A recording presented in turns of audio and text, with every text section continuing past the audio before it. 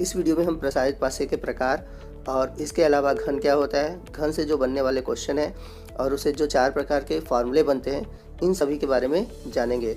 और घन का टॉपिक मोस्ट इम्पॉर्टेंट है, तो इसलिए आप वीडियो को शुरू से अंत तक जरूर देखिएगा ताकि आप क्वेश्चन को सॉल्व कर सकें। तो आइए वीडियो को स्टार्ट करते हैं और आज हम जानते हैं प्रसारित पासा और घन के बारे में। जैसा कि पिछली वीडियो में हम लोगों ने प्रसारित पासा अर्थात ओपन डाइस के बारे में जाना, तो अगर आप लोगों ने वो वीडियो नहीं देखा है तो आप प्लीज़ देख लीजिए ताकि कुछ कंसेप्ट क्लियर हो जाए। और अगर आपने नहीं देखा है तो मैं फिर से आपको प्रसारित पासा के बारे में बता देता हूँ और इस वीडियो में हम प्रसारित पासा के जो टाइप्स होते हैं उनके बारे में जानेंगे। तो ये सबसे पहले जाने कि प्रसारित पासा होता क्या है।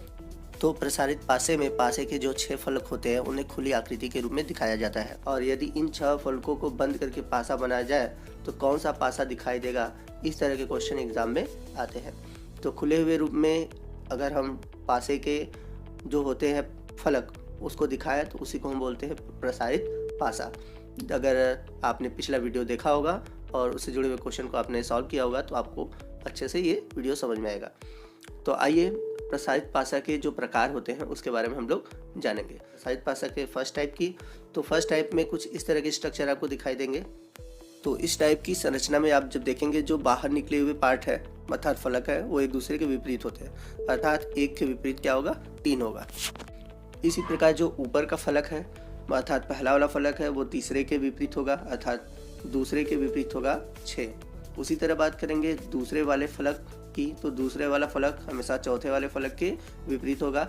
जैसे यहाँ फिगर में 5वें के विपरीत क्या होगा, 4 होगा। तो इस प्रकार आप देख सकते हैं कि जो प्रसारित पासा का फर्स्ट टाइप है तो इस तरह के क्वेश्चन इसे बनते हैं। तो यहाँ पर मैं आपको लिख कर दिखा दे रहा हूँ कि अगर पहला फलक है तो उसका अपोजिट तीसरा फलक होगा और दूसरा फलक है तो उसका अपोजिट चौथा फलक होगा। ये फलकों का नंबर है, न कि जो बॉक्स में दिए हुए नंबर है उनके बारे में। तो मैं बॉक्स में दिखा दे रहा हूँ पहला फलक कौन है, दूसरा कौन है, तीसरा कौन है और चौथा कौन है। तो जैसा देख रहे हैं पहले फलक का अपोजिट तीसरा है तो मतलब 2 का अपोजिट क्या आएगा, 6 आएगा। दूसरे फलक में 5 है और चौथे फलक में 4 है तो 5 का अपोजिट क्या आएगा, 4 आएगा। तो इस प्रकार के क्वेश्चन इसमें बनते हैं और आप उसको सॉल्व करेंगे। तो आइए इससे जुड़े हुए कुछ क्वेश्चन को हम लोग सॉल्व करते हैं। तो जैसे क्वेश्चन में इस पासे में 6 के विपरीत कौन सा अंक होगा, तो इसमें 6 के विपरीत कौन सा अंक होगा, 2 होगा। दूसरा है 1 के विपरीत कौन सा अंक होगा, तो 1 के विपरीत कौन सा अंक होगा, 3 होगा। ओपन डाइस में जो सबसे अधिक क्वेश्चन आते हैं वो आते हैं आपके कि जो ओपन डाइस होता है उसको बंद करके पासे के रूप में कैसे बनाया जाए, और ओपन पासे को जो है अर्थात प्रसारित पासा है उसको कैसे बंद रूप में दिखाया जाए, और पूछ देता है कि कौन सा प्रसारित पासा का बंद रूप है। तो जैसे आप नीचे देख रहे हैं कि बंद रूप में है, तो मैंने बेसिक वाले वीडियो में आपको बताया था कि जब भी इस तरह के क्वेश्चन आते हैं तो जो अपोजिट वाले पार्ट होते हैं वो कभी भी साथ नहीं देते। जैसे इसको पहचानने का तरीका ये है, बेसिक वाला आप वीडियो ज़रूर देखिए ताकि आपको अच्छे से समझ में आ जाए, और आपको नहीं आ रहा है तो मैं यहाँ पे बता देता हूँ। तो पहले वाले पासे में आप देख रहे हैं कि दूसरे के अपोजिट 6 होता है, तो यहाँ पे 2 और 7 एक साथ दिए हुए हैं, जबकि अपोजिट वाले एक साथ नहीं देना चाहिए, तो ये पहला वाला पासा जो है ये नहीं होगा। आते हैं दूसरे वाले डाइस में, तो दूसरे वाले में आप देख रहे हैं 6 के अपोजिट होता है 2, तो 2 भी नहीं दिया हुआ है। 4 के अपोजिट होता है 5, ये भी नहीं दिया हुआ है। और 3 के अपोजिट है 1, वो भी नहीं दिया हुआ है। तो इसका मतलब ये जो दूसरा वाला डाइस है ये सही है, ये प्रसारित पासा का ही रूप है। तीसरे वाले डाइस में देखते हैं तो 4 के अपोजिट होता है 5, नहीं दिया हुआ है, बट 3 के अपोजिट होता है 1, ये दोनों एक साथ दिए हुए हैं तो ये भी प्रसारित पासा नहीं है। आइए देखते हैं हम लोग प्रसारित पासे के दूसरे टाइप की ओर। तो प्रसारित पासे के दूसरे टाइप में नंबर की जगह आपको कुछ अल्फ़ाबेट दिए रहेंगे और इस प्रकार का कुछ स्ट्रक्चर दिखाई देगा। तो तरीका सेम वही रहेगा कि जो बाहर के निकला हुआ पार्ट है वो आपस में अपोजिट होंगे। जैसे यहाँ पर क्वेश्चन की बात करें, इस पासे में ई के विपरीत कौन सा अक्षर दिखाई देगा, तो ई के विपरीत कौन सा दिखाई देगा, बी दिखाई देगा। और एफ के विपरीत कौन सा अक्षर दिखाई देगा, तो एफ के विपरीत अगर आप देखेंगे तो डी दिखाई देगा। और यदि अगर हम इस पासे को डाइस के रूप में कन्वर्ट करें तो कौन सा डाइस होगा, तो सेम वही तरीका है कि अपोजिट वाले एक साथ नहीं देने चाहिए। जैसे ए के विपरीत क्या है, आप देख सकते हैं फिगर में ए के विपरीत सी है, तो ये वाला डाइस नहीं होगा। उसी तरह बी के विपरीत क्या है, ई है, तो ये वाला भी नहीं होगा क्योंकि ये दोनों एक साथ दिए हुए हैं। उसी तरह लास्ट वाले में देखिए ई के विपरीत होता है एफ, ठीक है, ये नहीं हुआ। और ए के विपरीत है आपका सी, तो इसमें विपरीत वाले अंक साथ नहीं दिए हैं, तो यही आपका सही है। तो आइए चलते हैं प्रसारित पासे के तीसरे रूप की ओर। तो जो आपका तीसरा टाइप होगा कुछ इस प्रकार का शेप देगा और उससे क्वेश्चन आएंगे। तो यहाँ पर कुछ शेप दिए हुए हैं प्रसारित पासे के तीसरे रूप में। तो जैसे हम लोगों ने पहले वाले पार्ट पहले और दूसरे में देखा था, तो पहले में अंक था, दूसरे में आपका अक्षर थे और तीसरे में आपको शेप दिया रहेगा। तो जैसे तरीका सेम करने का वही होगा कि पहले का दूसरा फलक होगा, दूसरे का चौथा फलक होगा, ठीक है। उसी तरह हम लोग करेंगे। तो यहाँ पर आपको शेप दिख रहे होंगे। तो यहाँ पर आपको कोई नियम याद करने की ज़रूरत नहीं है, करने का तरीका सेम वही होगा जैसा कि हम लोगों ने पिछले टॉपिक में किया था, अर्थात पीछे अवधि तक हम लोगों ने सॉल्व किया है। आइए क्वेश्चन करते हुए इसको देखते हैं। तो इस पासे में चौकोर के विपरीत क्या होगा, तो आप देख सकते हैं कि इस पासे में जो चौकोर के विपरीत क्या दिया हुआ है, गोल दिया हुआ है। उसी तरह स्माइली के विपरीत क्या होगा, तो स्माइली के विपरीत आप देख रहे हैं कि खाली दिया हुआ है, तो स्माइली के विपरीत क्या होगा, खाली होगा। अब ये जो निम्नलिखित पासे हैं इसका निश्चित रूप कौन सा होगा, अर्थात ओपन डाइस का क्लोज फॉर्म कौन सा होगा। तो मैंने बताया था विपरीत एक साथ नहीं देंगे, तो यहाँ पे चौकोर के साथ गोल दिया है तो ये भी नहीं होगा। स्टार के बगल में दिया हुआ है त्रिभुज, ठीक है, और चूंकि स्टार के अपोजिट क्या है, त्रिभुज है, तो ये भी नहीं होगा। अब यहाँ पे देख रहे हैं स्माइल, स्माइल के विपरीत खाली बॉक्स है, ये नहीं दिया है। और गोल के विपरीत आपका दिया है चौकोर, ये भी नहीं है। तो इसका मतलब यहाँ पर अपोजिट वाला नहीं दिया हुआ एक साथ, तो यही दिए हुए प्रसारित पासे का ही रूप है। आई होप आपको ये अच्छे से अब समझ में आ गया होगा कि प्रसारित पासे को कैसे सॉल्व करेंगे। तो आगे मैं प्रैक्टिस के लिए आपको कुछ क्वेश्चन दे रहा हूँ, आप उसको सॉल्व कीजिए और वीडियो को पॉज करके आप उसके क्वेश्चन को सॉल्व करके हमें आंसर बताइए। तो आइए मैं आपको क्वेश्चन दे देता हूँ, आप उसको सॉल्व करते रहिएगा।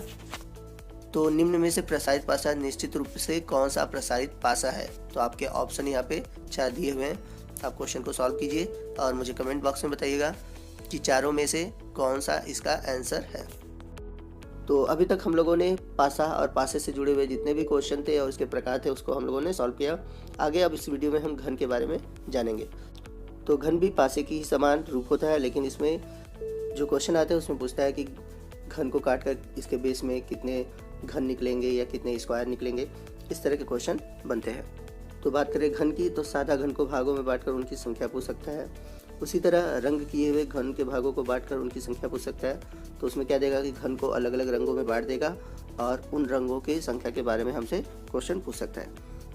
तो जैसा कि आप नीचे इमेज में देख सकते हैं कि आपको इमेज में दे देगा कि बताइए इस रंगीन वाले पार्ट में मतलब कितने घन की संख्या है।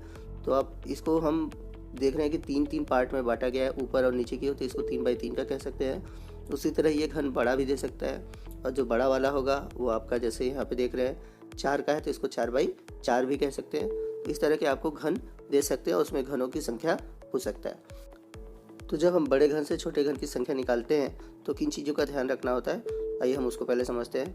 तो जब बड़े घन से हम छोटे घन की संख्या निकालते हैं तो वहाँ पे हमें n का मान निकालना होता है। अब n क्या होता है, n के बारे में हम लोग आगे जानेंगे। तो जब n का मान निकालते हैं तो सबसे पहले हम लोग जो बड़े घन की संख्या उसको लेते हैं, अर्थात यहाँ पे मैं b बता दे रहा हूँ, बड़े घन की संख्या, और उसे छोटे घन की संख्या से क्या कहते हैं, डिवाइड कर देते हैं। तो इस प्रकार से जो n की संख्या होती है वो निकल आती है। और जब छोटे घन की संख्या निकालनी होती है तो उनमें n इंटू n मतलब अर्थात तीनों n को मल्टीप्लाई कर देंगे। तो अगर इसको देखा जाए n क्यूब, इस फॉर्म में लिखते हैं। तो इस प्रकार बड़े घन से छोटे घन की संख्या ज्ञात की जा सकती है। तो इसे एग्जाम्पल के द्वारा समझते हैं। तो जैसे यहाँ पे एक क्यूब दे रखा है और इसकी एक भुजा 4 सेंटीमीटर की है, तो निम्न में से 1 सेंटीमीटर के कितने छोटे घन होंगे। तो इस घन में जो बड़े खाने हैं वो कितने हैं, आपके 4 सेंटीमीटर के हैं, और जो छोटे खाने बताने के लिए पूछ रहा है वो हो रहा है 1 सेंटीमीटर। तो n का मान निकालेंगे तो 4/1 करेंगे तो आंसर हमारा आएगा 4। तो यहाँ पे n की वैल्यू क्या आ गया, 4 आ गया। अब मैंने बताया था कि जितने n की वैल्यू होती है उसको q के फॉर्म में कन्वर्ट कर देते हैं। तो n का q करेंगे अर्थात मतलब 4 के घात 3 करेंगे तो आ जाएगा 64। तो आप देख सकते हैं 64 खाने बनेंगे। उसी तरह अगर क्वेश्चन में कन्वर्ट कर दें, क्वेश्चन को बदल दें, निम्न घन में 2 सेंटीमीटर के कितने छोटे घन होंगे। तो सेम वैसे ही 4 बड़े खाने हैं, उसमें 2 छोटे खाने में बदलेंगे। तो 4 में से 2 का कर देंगे, 2 आएगा, और 2 का जब क्यू करेंगे तो आएगा हमारा 8। तो यहाँ पर 8 खाने होंगे। आई होप कि आपको अच्छे से समझ में आ गया होगा। आइए बढ़ते हैं अब रंगीन वाले क्वेश्चन को कैसे सॉल्व करेंगे। तो यदि 4 सेंटीमीटर वाले रंगीन घन को 1 सेंटीमीटर के छोटे घनों में बांटा जाए तो बताओ। तो आगे हमसे क्वेश्चन पूछा जाएगा, तो अभी हम उसको देखेंगे। तो पहले यहाँ पे हम लोग क्वेश्चन को सॉल्व करते हैं। तो जैसा मैंने पीछे बताया था कि जो बड़े घन है, मतलब इस घन के जो बड़े वाले पार्ट है, मतलब इसकी जो एक भुजा है उसकी लंबाई कितनी है, 4 सेंटीमीटर।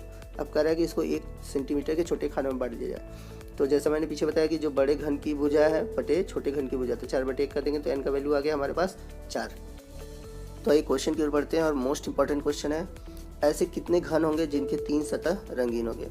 तो अगर आप कोई भी क्यूब है तो उसमें आप देखेंगे जो उसके कोने होते हैं, उसके कोने जो होते हैं हमेशा 3 रंग के होते हैं और ऐसे क्वेश्चन का आंसर हमेशा 8 होता है। अब देखिए ये जो 3 कोने हैं तो इसके 3 जो सतह होंगे हमेशा रंगीन होंगे, तो आप चारों कोनों पे देख सकते हैं ऊपर की ओर होगा। और किसी भी घन के जो होते हैं 8 कोने होते हैं, जैसा मैंने पीछे आपको बताया। तो इस प्रकार जो 3 सतह रंगीन होती है या रंगीन होगी वो 8 कोनों की होगी, मतलब इसके 8 पार्ट जो होंगे रंगीन होंगे। बढ़ते हैं अगले क्वेश्चन की ओर, ऐसे कितने घन होंगे जिनके 2 सतह रंगीन होंगे। तो जैसे आपकी इमेज में देख सकते हैं इसके 2 सतह आपको दिख रहे हैं, ये रंगीन होगा, उस तरह ये पार्ट रंगीन होगा, उस तरफ पीछे की तरफ 2 रंगीन होंगे। तो यहाँ पर छोटा क्यूब है तो आसानी से आप गिन सकते हैं, लेकिन अगर आपको क्वेश्चन में ये बड़े क्यूब दे दे तो आप कैसे सॉल्व करेंगे। तो उसके लिए मैं आपको एक फार्मूला बताता हूँ, उस फार्मूले के थ्रू आप आसानी से किसी भी क्यूब के 2 रंगीन सतह के बारे में बता सकते हैं। तो आइए फार्मूले को देखते हैं। तो हमारा फार्मूला है 12 × n-2। तो n का वैल्यू निकालना मैंने आपको बताया ही है। जैसे यहाँ पे क्वेश्चन में देखें तो यहाँ पर आपके जो 4 है, यहाँ पे n का वैल्यू कितना है 4, तो 4 में से 2 घटाएंगे 2 आएगा और 12 में 2 का मल्टीप्लाई करेंगे 24 आएगा। तो यहाँ पर आपका आंसर होगा 24। आइए अगले क्वेश्चन की ओर चलते हैं, ऐसे कितने घन होंगे जिनकी एक ही सतह रंगीन होगी। तो जैसे इस क्यूब की बात करें तो आप देख सकते हैं ऊपर की सतह पे एक रंग वाले हैं, मतलब बाहर की तरफ रंग है लेकिन अंदर की तरफ रंग नहीं है, रंगीन नहीं है, ठीक है। तो अगर आप देखते हैं कि 4 मतलब एक फलक पे 4 हैं, तो हम जानते हैं कि किसी भी क्यूब के 6 फलक होते हैं, तो यहाँ पे 24 होगा। लेकिन यही क्यूब अगर बहुत बड़ा हो तो हम कैसे सॉल्व करेंगे। तो उसके लिए चाहे बड़ा हो चाहे छोटा हो, उसके लिए ये फार्मूला है 6 × n-2 का स्क्वायर। तो इस क्वेश्चन में जैसे हम लोग कैसे सॉल्व करेंगे, तो n का वैल्यू हम लोगों ने 4 निकाला है, तो 4 में से -2 करेंगे 2 का स्क्वायर करेंगे 4 आएगा, और 4 में 6 का मल्टीप्लाई करेंगे तो आएगा 24।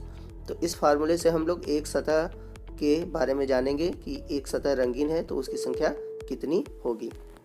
बढ़ते हैं अगले क्वेश्चन की ओर, तो ऐसे कितने घन होंगे जिनके एक भी सतह रंगीन नहीं है। तो जो क्यूब है, क्यूब के अंदर जो पार्ट है या अंदर जो सतह है वो रंगीन नहीं होगा। तो इसके निकालने का फार्मूला क्या है, n-2 का क्यूब। तो यहाँ पे n की वैल्यू मैंने बताया 4 है, 4 में से 2 आप माइनस करोगे तो 2 आएगा, 2 का क्यूब करेंगे तो हमारा आएगा 8। तो यहाँ पर आपका आंसर होगा 8। तो घन के जो 8 सतह हैं इन 8 सतहों पर रंगीन नहीं होगा। तो ये कुछ जो हम लोगों ने फार्मूले किए हैं या जो हम लोगों ने फार्मूले सीखे हैं उससे जुड़े और भी क्वेश्चन को देख लेते हैं और उस पर प्रैक्टिस कर लेते हैं कि हम लोग को कितना समझ में आया। तो हमारा क्वेश्चन है, यदि 6 सेंटीमीटर वाले रंगीन घन को 1 सेंटीमीटर के छोटे घनों में बांटा जाए तो बताओ। तो क्वेश्चन को हम लोग देखते हैं कि इस 6 सेंटीमीटर वाला घन है, तो इसमें 6 जो है बड़ा वाला भाग है और 1 छोटा वाला भाग है। तो इसमें आपको क्वेश्चन पूछ देगा। तो जैसे पहला क्वेश्चन है, ऐसे कितने घन होंगे जिनकी सतह 3 होगी, मतलब 3 रंगीन भाग होंगे। तो आपको मैंने बताया था 3 वाला का हमेशा आंसर 8 होता है, क्योंकि 8 कोने जो होते हैं उन्हीं पर 3 रंगीन भाग होते हैं। तो ये कॉमन होता है, आप उसको याद रखिएगा। दूसरा क्वेश्चन है, ऐसे कितने घन होंगे जिनकी 2 सतह रंगीन होगी। तो उसके लिए फार्मूला मैंने बताया था 12 n-2। तो यहाँ पर आपका n का वैल्यू कितना आएगा, 6 आएगा। 6 कैसे आएगा, क्योंकि 6 में 1 का भाग देंगे, बड़े वाले से छोटे तो 6 ही आएगा। तो यहाँ पे क्वेश्चन को सॉल्व करेंगे तो 6 - 2 करेंगे, तो 6 - 2 करने के बाद आपका आएगा 4, 12 में 4 का मल्टीप्लाई करेंगे 48। तीसरा क्वेश्चन है, ऐसे कितने घन होंगे जिनकी एक ही सतह रंगीन होगी। तो उसके लिए फार्मूला है 6 n-2 का स्क्वायर।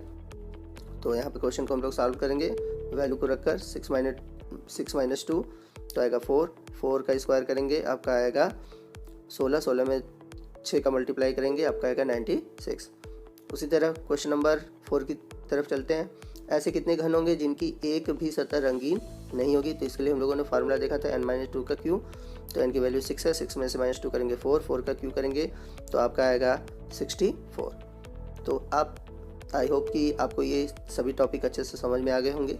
अगर आपको कोई भी डाउट है तो आप हमें कमेंट कर सकते हैं और हमसे क्वेश्चन को पूछ सकते हैं। दोस्तों एक चीज़ और, अगर आप इस क्वेश्चन को चेक करना चाहते हैं कि हमारा क्वेश्चन सही है या नहीं, तो उसको चेक करने का भी तरीका मैं आपको बता देता हूँ। तो जैसा कि मैंने बताया था कि क्वेश्चन में दिया हुआ है कि 6 सेंटीमीटर वाले रंगीन को 1 सेंटीमीटर के छोटे भागों में बांटा गया है।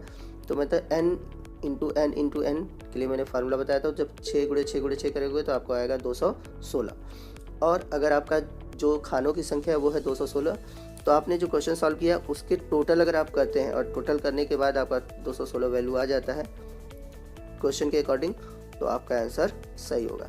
तो इस तरह आप किसी भी क्वेश्चन को चेक कर सकते हैं कि आपका आंसर सही है या नहीं। यदि आपको कोई भी प्रॉब्लम आ रही है क्वेश्चन को सॉल्व करने में, आप कमेंट करके मुझे बता सकते हैं। तो दोस्तों आज की वीडियो में बस इतना ही। आपको आज का वीडियो कैसा लगा आप कमेंट करके ज़रूर बताइएगा। यदि वीडियो अच्छा लगा हो तो वीडियो को लाइक करिएगा और अपने दोस्तों में इसे शेयर करना मत भूलिएगा। और यदि आप हमारे चैनल पर नए हैं और अभी तक आपने हमारे चैनल को सब्सक्राइब नहीं किया है तो प्लीज़ हमारे चैनल को सब्सक्राइब कर लीजिए और बगल में जो बेल आइकन है उसे प्रेस करिएगा और ऊपर की ओर जो ऑल का ऑप्शन है उसे सेलेक्ट कीजिएगा, ताकि जब भी मैं इस तरह के वीडियो अपलोड करूँ उसका नोटिफिकेशन सबसे पहले आप पर पहुँचे। तो दोस्तों आज की वीडियो में बस इतना ही। मिलते हैं अगले वीडियो में अगले टॉपिक के साथ। तब तक के लिए जय हिंद, जय भारत।